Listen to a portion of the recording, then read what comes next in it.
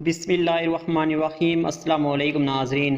آج جب ایک بیوہ عورت کی درخواست پر ضلع کی ڈی سی صاحب خود چل کر موقع پر آئی تھی، نہ صرف بیوہ خاتون کا مسائل سنا بلکہ اسے حل کیا اور پھر اس کو ماں جی کہہ کر مخاطب کرتے ہوئے ان کے ہاتھ کی چائے پینے کی فرمائش کر دی۔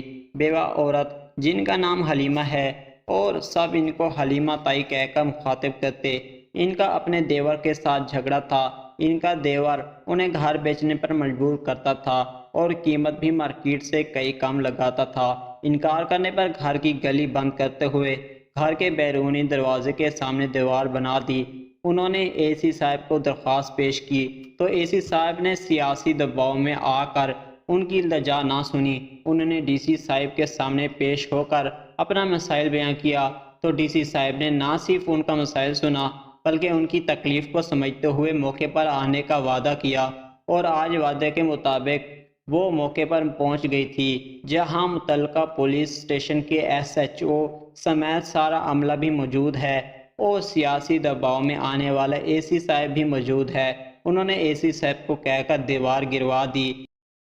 حلیمہ تائی کی مدیت میں ان کے دیور پر مقدمہ درج کروا کر گرفتار کروا دیا گیا اور خود حلیمہ تائی کو ماں جی کہہ مخاطب کرتے ہوئے ان سے چائے پینے کی فرمائش کر دی ہے۔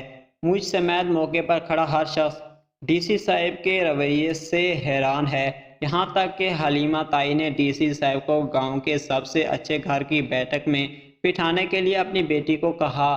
ڈی سی صاحب نے یہ کہتے ہوئے کسی کی بیٹھک میں بیٹھنے سے انکار کر دیا۔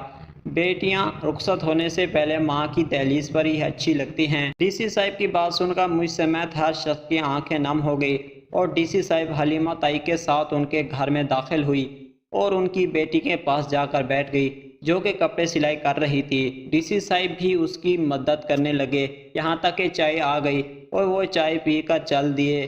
جاتے ہوئے انہوں نے بتایا کہ میں ضلع بھر کے ہر مظلوم و لاچار شخص کی بیٹی ہوں، جب وہ جس کو میری ضرورت ہو مجھے بلا لے۔ ان کے جانے کے بعد حلیمہ تائی کی بیٹی نے بتایا کہ ڈی سی صاحب اپنے بارے میں بتا رہی تھی کہ وہ بھی ایک غریب باپ کی بیٹی ہے۔ ان کے والد صاحب شہر میں رہتے ہیں، وہ 4 بہنیں تھیں اور والد صاحب گدھا گاڑی پر مزدوری کر کے 6 لوگوں کا رزق کماتے تھے۔ ہماری گلی کے لوگ امیر تھے، میرے والد صاحب کو گدھا تک گلی میں نہیں باندھنے دیتے تھے۔ جب رات کو تھک ہار کر میرے والد صاحب گھر آتے تو ریڑھی گلی میں باہر کھڑی کرتے اور گدھے کو لا کر اپنی چھت پر باندھتے اور ہم چاروں بہن بھائی اور والد صاحب بہت مشکل سے گدھے کو چھت پر لے جاتے تھے۔ اگر گدھا گلی میں گوبر کاٹ دیتا تو میری بہنیں یا والدہ وہ گوبر اپنے ہاتھوں سے اٹھاتی تھی، کیونکہ اگر نہ اٹھاتے تو گلی گندی ہونے کی وجہ سے گلی کے لوگ میرے والد صاحب کو گالیاں دیتے بلکہ تھپڑ تک مار دیتے تھے۔ میں اس ریڑھی بان کی بیٹی آج ڈی سی بنی ہوئی ہوں، میں نے محنت سے یہ مقام پایا اور میرا ہر ریڑھی بان غریب مزدوری ہاری سے یہ وعدہ ہے کہ میرے ضلع میں اب کوئی کسی کا راستہ نہیں روکے گا، نہ ہی کسی کو گدھا چھت پر باندھنا پڑے گا۔ میں ظالم کے سامنے چٹان اور مظلوم کے سامنے ڈھال بن کر کھڑی ہو گئی۔